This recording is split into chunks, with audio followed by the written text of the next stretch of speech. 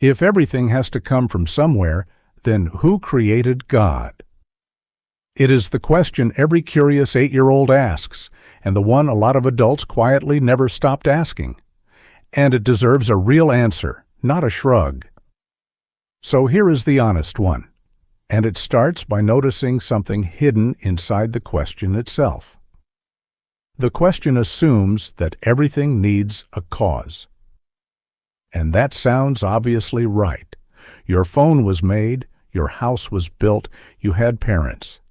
Everything you have ever seen came from something before it. But watch what happens if that rule is genuinely true of everything with no exceptions. If everything needs a cause, then whatever caused the universe needed a cause, and that cause needed a cause. And that one did too. You get an infinite chain going backwards forever with no beginning anywhere. And here is why that is a problem, and it is not a technicality. If the chain is infinite, then nothing ever actually starts. Every link is waiting on the one before it. If there is no first domino, no domino ever falls. But something did fall. You are here. The universe is here. So the chain cannot go back forever. Which means something has to be uncaused. Something has to simply be without being made. Now, that is not a Christian trick to get out of a hard question. That is where the logic lands, no matter who's doing the thinking. Everyone has to put something at the bottom that was not made. The only question is what you put there. Some people put the universe itself there. And for a long time, that was a genuinely respectable answer. But the science moved. The universe appears to have had a beginning, and things that begin need explanations. So putting the universe at the bottom stopped working, not because of theology, but because of physics. Let me make the infinite chain concrete, because it is easy to nod along without feeling the problem. Imagine a soldier who will not fire until he gets permission from the officer behind him, and that officer will not give permission until he gets it from the officer behind him. And so on, forever, with no officer at the front who can simply decide. Does the gun ever go off? No, not because the line is long, because there is nobody in it with the authority to start anything. Every single one of them is borrowing permission from someone else, and borrowed permission has to originate somewhere, or it does not exist at all. That is what an infinite chain of causes actually means. Not a very long history, no history at all. Now let's fix the question, because a slightly better version of it dissolves the whole problem. The rule is not everything needs a cause. The rule is everything that begins to exist needs a cause. That is a small change, and it does all the work. Your phone began, your house began, you began. So all three need explaining. But if God never began, then asking who made him is like asking what is north of the North Pole. It is a real sentence, made of real words, and it points at nothing. The question has run out of map. And this is not something Christians invented in the last century to patch a hole. It is what the Bible says about God from the very start. When Moses asks God for his name, the answer he gets back is not a title. It is, I am who I am. Not I was made, not I came from. I am. Existence itself in the present tense with nothing behind it. The Psalms say it too. Before the mountains were born, or you brought forth the whole world, from everlasting to everlasting, you are God. And Paul writes that he is before all things, and in him all things hold together.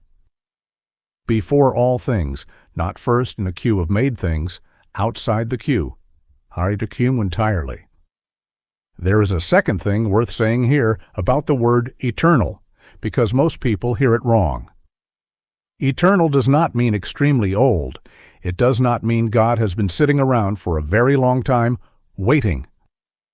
Time itself is part of the universe. It started when the universe started. So whatever caused the universe caused time as well, which means it cannot be inside time. It is not older than the universe. It is outside the category. That sounds abstract, so hold on to this instead. God is not the oldest thing in the room. He is not in the room is in Him. And now, 2 objections you will hear, both of which are fair.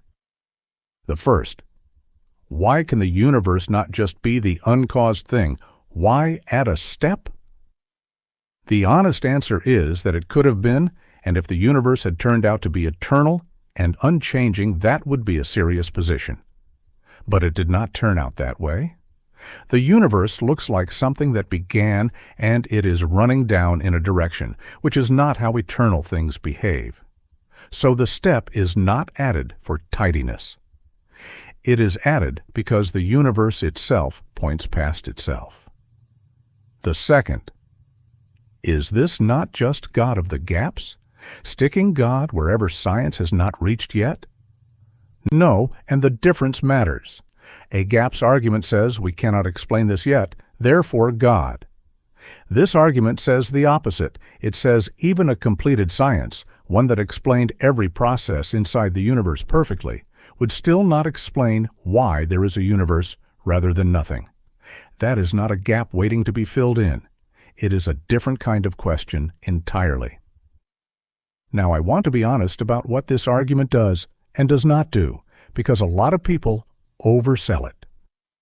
It does not prove Christianity. It does not get you to Jesus, or the resurrection, or the church. On its own, it gets you to something uncaused and eternal that everything else depends on.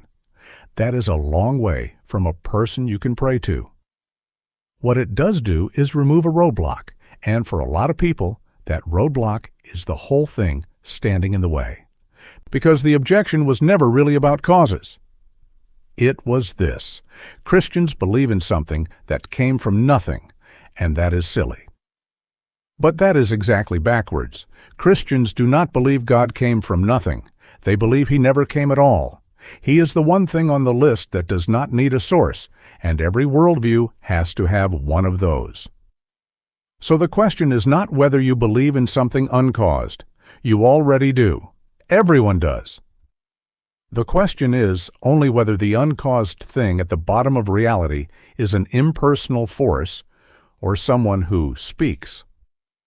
And that is a far more interesting question than the one we started with. One last thing, and it is the part I actually care about. If you have ever felt embarrassed for asking this, please do not.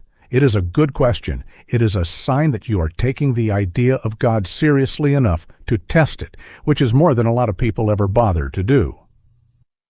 The Bible is not nervous about questions. Job asks harder ones than this and gets an answer. The Psalms are full of people demanding explanations. Thomas says he will not believe without evidence, and Jesus walks over and gives him the evidence. Doubt handled honestly has never been the enemy of faith. Doubt left in the dark is. So ask it, then keep going, because the answer holds. If this helped, hit like and subscribe. It genuinely helps this reach the person who needed it today.